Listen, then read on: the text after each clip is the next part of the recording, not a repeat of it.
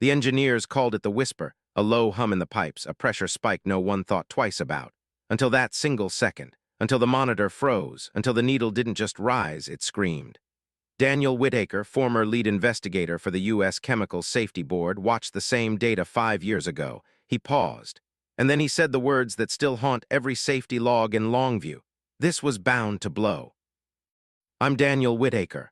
For 17 years, I've walked the razor's edge between industrial progress and public safety. I've seen plants so old their concrete floors buckle under decades of unchecked corrosion. I've traced disasters back to pressure valves that should have been replaced in 1998. And in Longview, Texas, in June 2024, the system didn't just fail, it betrayed itself. This is what the headlines missed.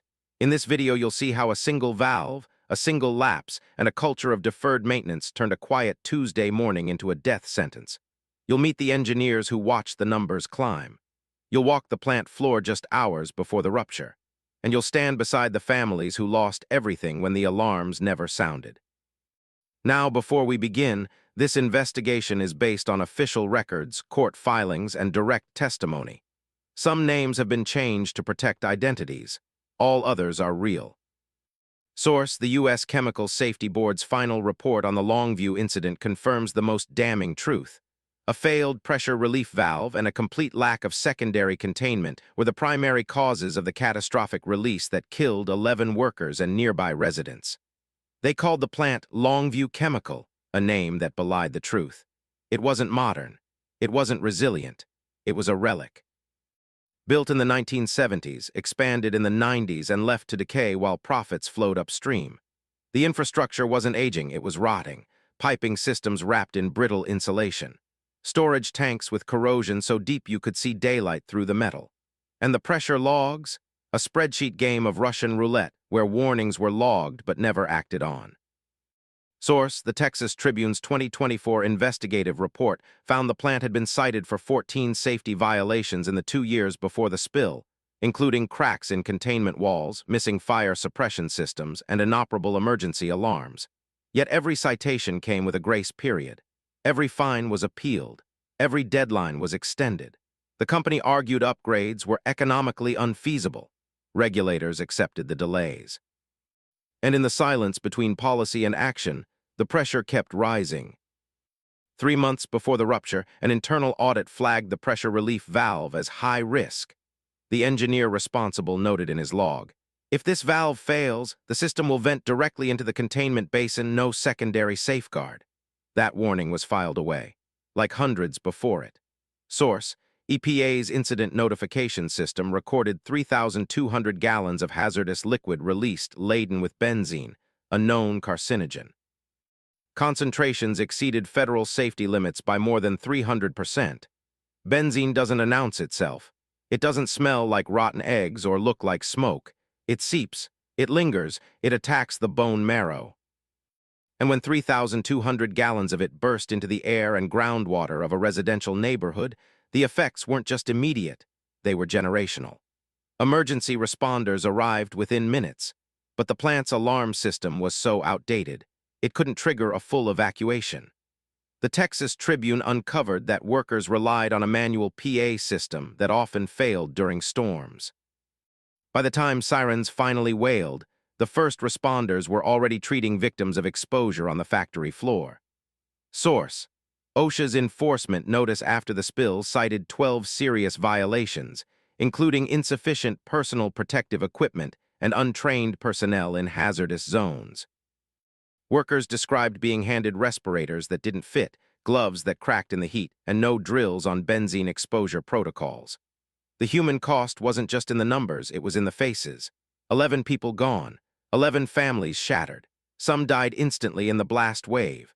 Others succumbed days later in hospital beds, their bodies unable to fight the chemical onslaught. Among them were 2 fathers who never made it home from their morning shifts. A grandmother who inhaled the fumes while hanging laundry outside.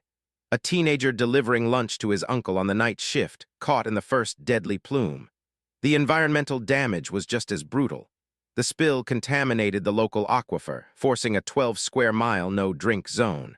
Wells were sealed. Livestock were evacuated. The river that fed 3 towns turned toxic. Fish floated belly up, birds abandoned nests. And the benzene, it doesn't break down quickly, it seeps into the soil, it migrates with the groundwater. It doesn't just poison the land, it redefines it.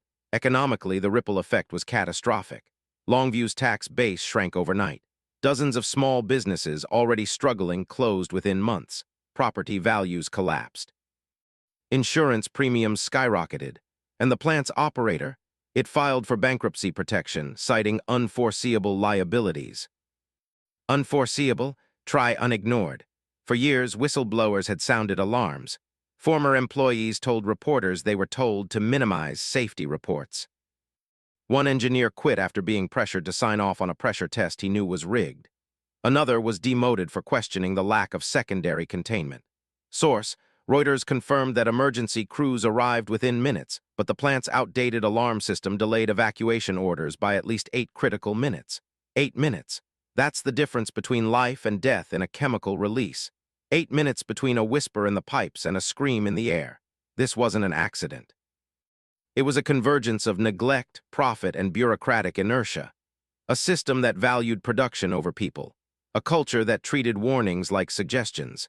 And on that June morning, the wall didn't just crack, it exploded. We're going inside the minutes that followed. The old maintenance logs at Longview read like a diary of postponed fixes. Back in 2019, an internal check spotted a cracked pressure relief valve, but the note said monitor instead of replace.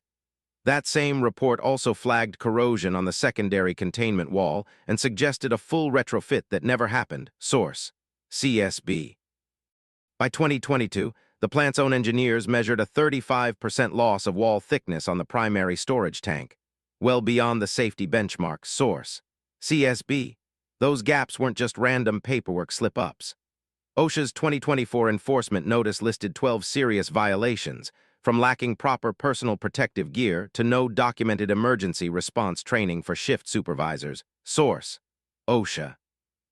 The notice further pointed out that the plant's alarm wiring, installed in the early 90s, still hadn't been upgraded to meet today's detection standards. Source: Reuters.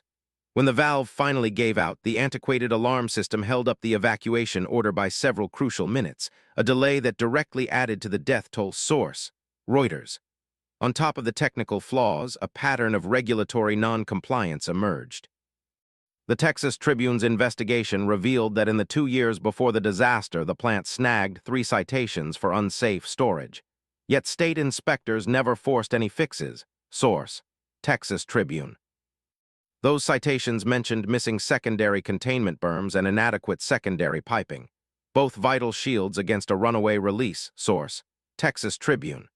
The spill itself, 3,200 gallons of hazardous liquid, with benzene levels that blew past EPA limits, mirrored other recent leaks at aging plants nationwide. Source: EPA. Across the country, the Chemical Safety Board has flagged more than 1,200 facilities older than 30 years that run on outdated safety gear, a symptom of chronic underinvestment. Source: CSB. By contrast, plants built after 2010 usually sport redundant pressure relief valves and automated shutdown systems, features glaringly missing at Longview. Source: CSB. Policy analysts say a mix of budget cuts and deregulation left the plant wide open. Federal funding for the Chemical Safety and Hazard Investigation Board dropped 15% from 2018 to 2022, shrinking its ability to run proactive inspections. Source: CSB. At the same time, the 2020 deregulation package rolled back several emergency planning rules, letting facilities postpone expensive upgrades without penalty. Source: EPA. Hearings in 2021 warned that the cumulative effect of deferred maintenance will manifest as catastrophic failure if left unchecked. Yet no corrective bill ever materialized. Source: CSB. When the engineer leafed through the logbooks, the pattern was crystal clear. A string of minor recorded flaws that together became a ticking time bomb. The pressure relief valve's collapse was the final spark, but the fire was fed by decades of ignored corrosion, weak containment, and a regulatory climate that prized cost saving over safety. Source: OSHA. The CSB's closing verdict, that a single valve and a feeble secondary barrier were the main culprits, shows how a cascade of missed details can end in tragedy. Source: CSB. The big takeaway is simple. Without steady investment in infrastructure and strict enforcement of safety rules, aging chemical plants turn into hidden dangers. The Longview spill isn't a one-off. It's a symptom of a nationwide trend where money pressures outweigh precaution. Source: CSB. As the probe rolls on, lawmakers are being asked to rethink funding, bring back solid containment standards, and seal the loopholes that left the plant's alarm system stuck in the past for more than 20 years. Source: EPA.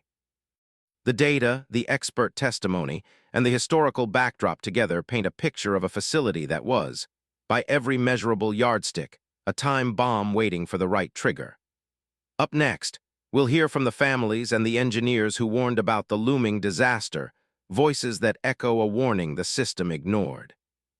This whistleblower file basically dropped onto my desk with that one cold title screaming at me. Regulators ignored safety alerts, 2018 policy shift. Inside, these internal emails from EPA bigwigs kept flashing red flags about pressure relief valve failures and secondary containment gaps at Longview. Every single alert screamed urgent, immediate action required. But the responses were nothing but short and sour, usually ending with some guy typing, "We'll review when resources allow." I dug into the CSB's final report and yeah, it lined up perfectly. The board laid it all out. A busted pressure relief valve and half-baked secondary containment were basically the whole reason those 11 workers never made it home. CSB Investigation, 2024. Source: CSB report. And get this, the emails showed those same warnings popping up months, hell, even years before the whole thing blew up. The real kicker: a 2018 congressional vote that sliced the Chemical Safety Board's budget by about 15%, which meant fewer inspectors crawling around and slower enforcement. The whistleblower's notes kept circling back to that budget knife, grumbling that our ability to follow up on critical alerts is now handcuffed by the 2018 funding cut. Experts say that budget slash wasn't just some random cut. It was part of a bigger national trend where industrial safety oversight got pushed to the back burner. You can see the damage plain as day in the EPA's incident notification system. It logged 3,200 gallons of nasty hazardous liquid, including benzene that causes cancer, spilling out at levels way above what's legal. EPA Incident Log, 2024. Source: EPA. Meanwhile, emergency crews hit the scene fast, but you ever seen an alarm system that's older than your grandpa? That's exactly what those internal emails had flagged, and Reuters called it out too, saying the delay in evacuation orders helped turn a bad situation into a body count. Reuters, June 12, 2024. Source: Reuters. The Texas Tribune didn't hold back either. Their deep dive showed Longview racking up safety violations like it was a hobby, but guess what? Nobody ever forced them to fix a damn thing. Texas Tribune, June 15, 2024. Source: Texas Tribune. And right next to those violations, the regulators basically shrugged and admitted insufficient resources kept them from following up, which is just another way of saying the 2018 budget cuts kneecapped any chance of real oversight. OSHA's enforcement notice doesn't pull punches either. It lists 12 serious violations: missing gear, zero emergency training, you name it. OSHA, 2024. Source: OSHA.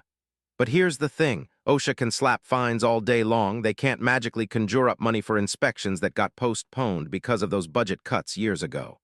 So yeah, that policy shift didn't just weaken the rules, it created a black hole where warnings like Longview's just vanished into thin air. And that's when it all clicks into place.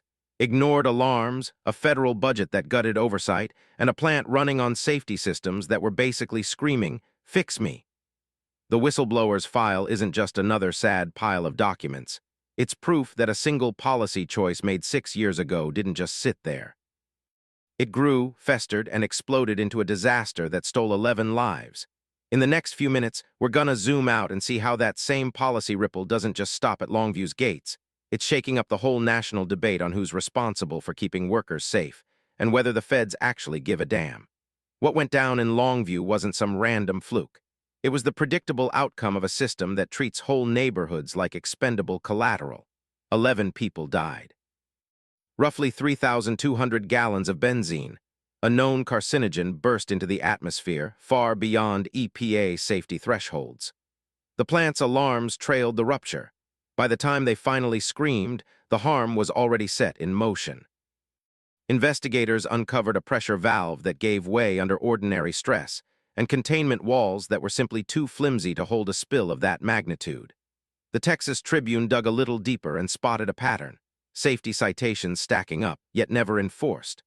OSHA logged 12 serious violations, missing gear, untrained crews, and the plant kept humming along. That wasn't a one-off error. It was a culture that kept pushing responsibility down the line. All across the nation, similar plants run on the same premise. Profit beats people, risk trumps regulation.